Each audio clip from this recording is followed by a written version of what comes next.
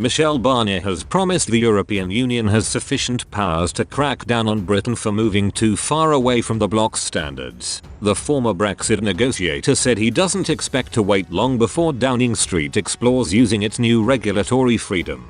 But he warned Eurocrats would be ready to clamp down on any move that gives UK firms a competitive over their continental rivals. According to his diaries of the negotiations, Mr. Barnier says that any British bid to undercut European businesses will be met with the full force of the trade agreement. His book, The Grand Illusion, was released today in French and is due to be published later this year in English. In it, Mr. Barnier claimed it won't be long before Number 10 is trying to use its new legislative and regulatory autonomy to give itself, sector by sector, a competitive advantage. He added, "Will that competition be free and fair? Will regulatory competition lead to social, economic, fiscal dumping against Europe? We have tools to respond." Mr. Barnier has previously warned that Britain could slip below EU standards and fall foul of the so-called level playing field. This could result in Britain being stripped of its zero tariff and zero quota status in the Brexit trade agreement. The EU's former Brexit negotiator suggested the bloc could punish the UK for reversing a Brussels ban on pesticides.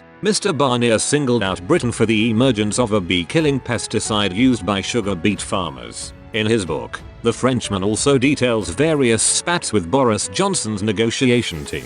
He suggested the Prime Minister had opted for a madman strategy in the talks, and claimed he was left confused by Number 10's unpredictable approach. On the 8th of September, 2020, Mr. Barnier wrote, "The team currently in 10 Downing Street does not measure up to the stakes and challenges of Brexit. I simply no longer have a feeling of trust. Well, we need trust to conclude an agreement." He described Mr. Johnson's decision to the trade talks suspend talks in mid-October last year as a psychodrama orchestrated by London. Mr. Barnier, who is preparing to mount a challenge in next year's French presidential election, also issued a stark warning to the EU.